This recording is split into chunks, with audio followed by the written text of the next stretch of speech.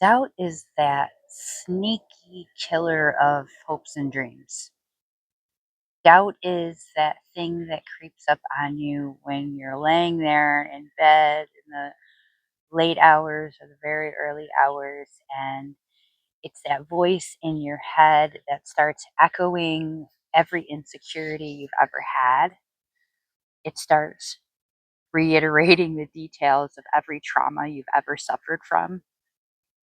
It starts making you feel like neglected, abandoned, hopeless, weak, like you aren't as amazing as you are.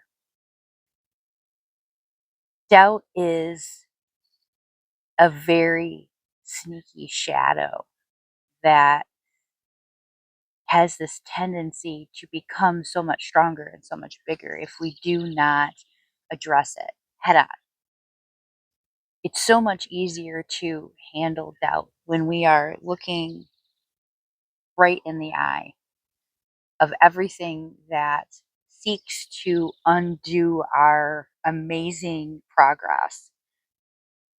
You are the product of overcoming every single difficulty and challenge that you have had thus far. That's how far you've come. That's how much you've already accomplished. So you cannot let doubt sneak around behind you. You have to grab hold of it and say, now I am going to peel away layer by layer, and I am going to address every single level of doubt that exists here. And I need to make sure that I personally have undressed all of the potential insecurities, all of the potential questions, all of the potential things that are going to pop up, and make sure that I look at them and say, no, this is not stronger than I am. Not. Doubt is the type of thing that makes you, even though you love and trust your partner, want to check their phone just in case. Just in case. You have no reasons to doubt the situation. It is your mind that can become the greatest weapon. So we need to release doubt. We need to let doubt go. And we do that by looking at it head on and saying, you don't have the power and control over me anymore, because I already know what I can overcome. I already know what I'm capable of. I already know that I am better than this. I already know that regardless of the outcome, I'm going to win. I want you to claim that in the comments. I'm going to win. Healing is not an orderly process. Healing is not a linear function. We do not start at unhealed and end up at healed. It is an ever progressing evolution of self. It is constantly readdressing each layer and determining what, if anything, can be gained from it, what damage was done. We evaluate, and then we take some time caring for that wound. Now, healing can also be rather chaotic. It can look like a mess, and the goal ultimately is peace, right? We want to feel peace in our mind and our heart. We want to feel as though we are safe, secure, that our needs are met, that we are not in danger, that we are loved, we are cared for, that everything we desire is on its way, and that there isn't doubt creeping up and sabotaging us like in the last reading.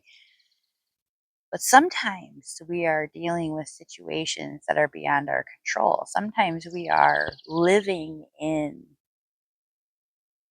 the part of life that is still causing damage. Sometimes we are not aware of how much our environment reminds us of our trauma and triggers us into this state of anxiety and lacking control. And it's like this low grade on the edge of your seat, always ready to flee, always ready for an attack. And we're just sitting in this environment and this energy all the time, so that it kind of becomes our water, like that fish in the water, when we don't realize that's what we're breathing in anymore.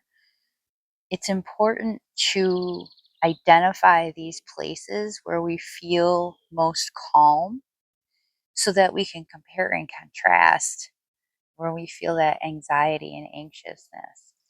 Because I'm getting for a lot of you that there's this something that you've grown very used to and you just kind of accept it as normal or something that you can't do anything about. It's actually hurting you quite a bit.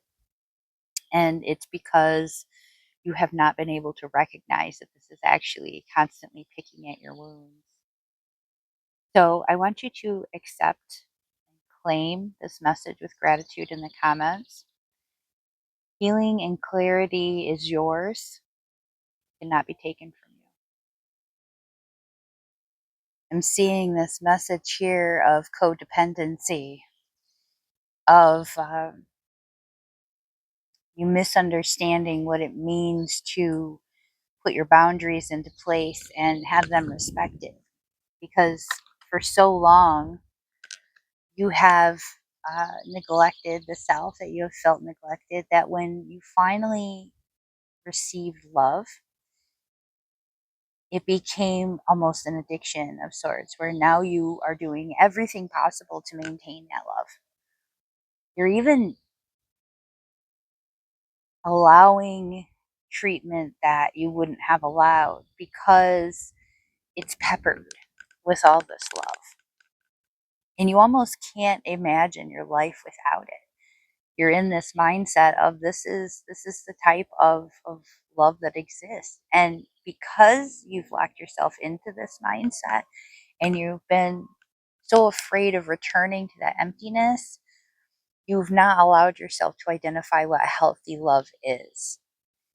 It is going to require a process. It does require sometimes support. Sometimes we need to go and the help of a professional. It is hard to find a professional who vibes with you, who understands you. There's a lot of them out there. There's a lot of people who can help you determine the difference between healthy and unhealthy love and relationships and healthy and unhealthy attachments.